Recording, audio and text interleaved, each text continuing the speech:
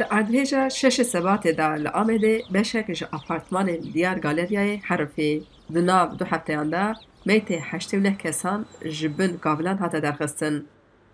Ev avahî yekemîn mola Amedê bû ku di sala 1995 de hatibû avakirin. Çar tebeqeyên jêrîn de sînema, şano, nivîsingehên fermî, ofîsên evokatan, televizyona Can TV û Gün TV hebûn. Li çar blokên galeryayê nêzî 250 jî xanî hebûn, ji ber ku beşek jê Herifê bi lez û bez biryara xerakirina her sê blokê din jî hate derxistin. Rûnişvan dixwazin alavên xwe jê derxin.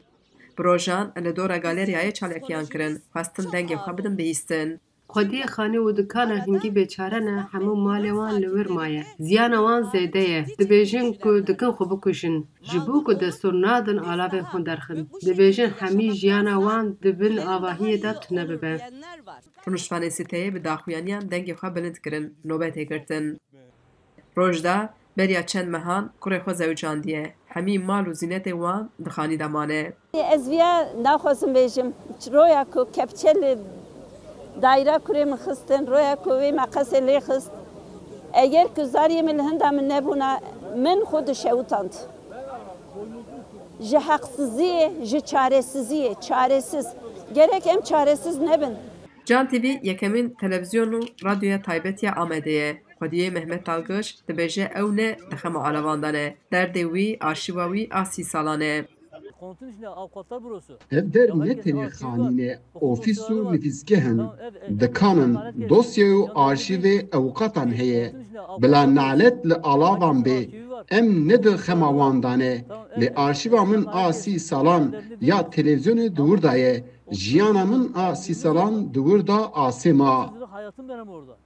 Abdülkadir Aydın jî xwediyê sînemaya Yenîşehirê ye ku xema wî jî arşîva wî ya mezin a 5 salan a fîlman e. 2014 zatim li sîneman vekir. Ev sînema me tê de ma ev mehkiye bi rastî em dixwazin ew 5 sal arşîvê me tê de ne, fîlm tê de ne, ewraqê me tê de ne. Ewraqa em dixwazin derxin. Di galeryayê de klînîka veterîner jî hebû ku 12 psîk tê de asê mabûn. Ew bi operasyonek taybet hate rizgarkirin bi xêra kampênên medya civakî. Rûniştvan gazinan dikin ku piştevaniya ji bo psîkan kaçma ji bo rûniştvanên galeryayê jî nayê nîşandan. Rewşa pisîkan deng veda. Hemdê Xwedê ew rizgar kirin. Lê em dixwazin ji bo sedan xwediyê xanî û dikanan ev derfet bê naskirin. Em piştgirî dixwazin ku malê xwe ji wir derxin. Bi biryara lezgîn destûr hate dayên ji bo dikandaran ku dikarbin alavên sivik û biha ji dikanê xwe derxin. Lê rûniştvanên tebeqeyên jor jê mehrûman. Wê galerya bi temamî were xera kirin. Xecî Canfarqîn, Dengê Amerîka, Amed.